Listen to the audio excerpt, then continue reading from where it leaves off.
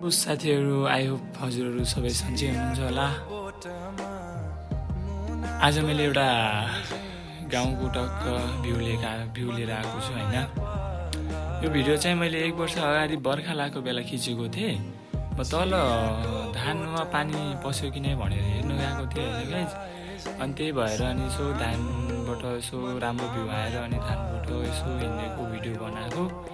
अनि त्यसपछि अनि तल बबैतिर गएको गाइज। बबै त कत्रो आएको रहेछ होइन। अनि त्यो अनुसारले अनि भिडियो बनाएर अनि राम्रो भ्यूहरू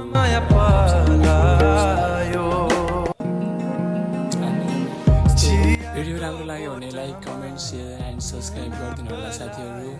please support me and by by.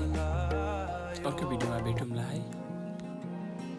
चियाको बोटमा मुना पला